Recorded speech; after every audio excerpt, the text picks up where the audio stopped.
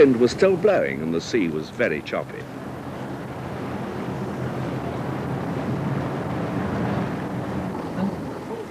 Low tide meant a long climb up the harbour steps, but at least there was a helping hand with one's handbag from the Lord Lieutenant of Cornwall, Viscount Falmouth. Finding a suitable vehicle in which to convey royalty was something of a problem on an island that has few cars and only 8 miles of road. The choice fell on a smart Rover coupe owned by local hotelier David Oxford, who acted as chauffeur. But it wasn't all cars, as this very close walkabout proves.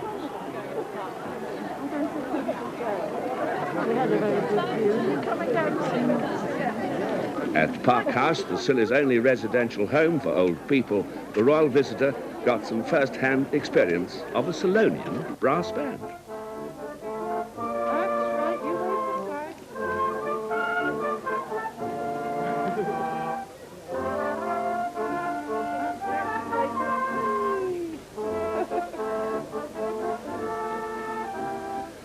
Back at the quayside, Her Majesty met the coxswain and crew of the St Mary's lifeboat. Together with the Queen, she is joint patron of the RNLI and she takes an active interest in its work.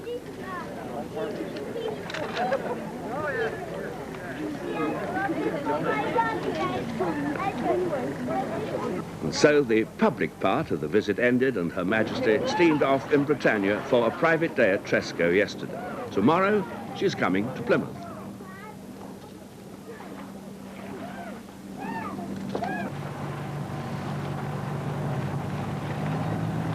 Of the complaints made to the Her Majesty said, I've seen you before on my last visit. I said, yes, Your Majesty, that was 17 years ago. She said, you haven't altered. I said, neither have you, Your Majesty, you're looking the same as you did then. She said, how nice of you to say that. Elizabeth, why have you come today? Why are you here? Sorry? I don't know. Because the May Queen's coming. The May Queen's coming? Yeah. What about, has anyone told you that the Queen Mother is coming? Yes. Armorel, do you know why you're here today? Yes, to meet the Queen Mother.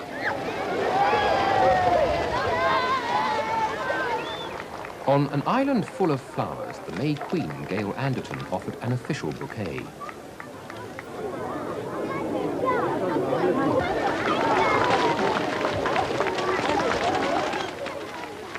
Waiting nearby, the island's oldest resident, Kathleen Clark, who's 93. Others in the home for the elderly were quick to point out that they were in fact younger than the Queen Mother.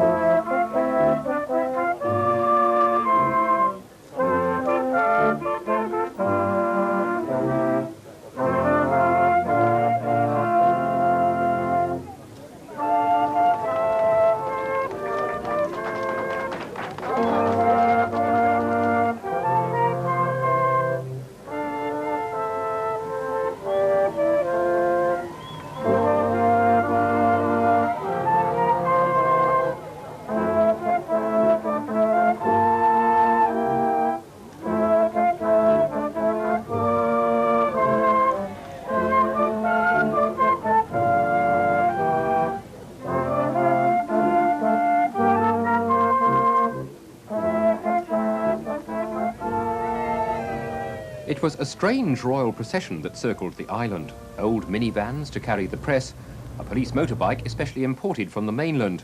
But then St Mary's only has 9 miles of road, so it didn't go far.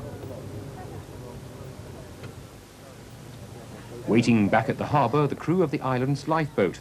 The new coxswain, Rodney Terry, admitted to a certain amount of nerves. The biggest thing we've tackled so far. What do you think is more frightening then, going to rescue someone at sea or meeting the Queen Mother? I think this, at the moment anyway.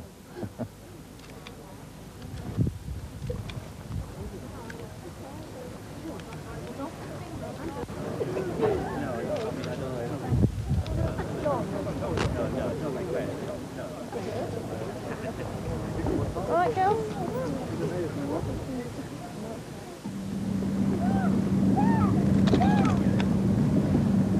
Seemingly undaunted by the prospect of another boat trip across the choppy harbour waters, the Queen Mother returned to the royal barge. Her public duties of the day were over.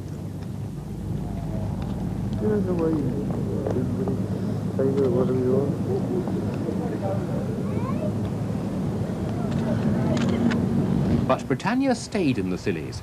A second visit had been arranged to the island of Tresco, and one of the most beautiful subtropical gardens in the world.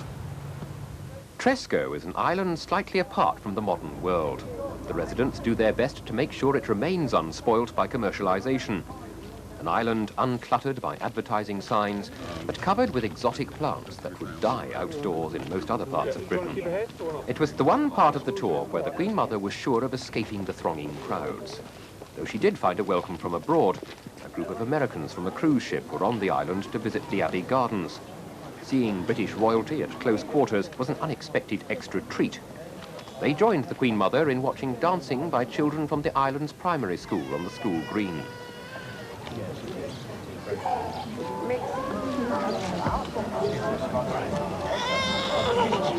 Two girls cross over and by your opposite hand. The side two girls cross over, you all join hands. Bow to the girl on your left, boys, and bow to the girl on your right. You swing the left-hand girl, you promenade all right. You promenade around the ring, it's on the way back home again. Here we go again, with the head two girls cross over, and by your opposite hand. The side two girls cross over, and you all join hands. Boys, bow to the girl. Then it was time to travel to the Abbey for lunch. A trip on the most unusual royal transport of the whole visit. A tractor with seats that serves as the island's only bus.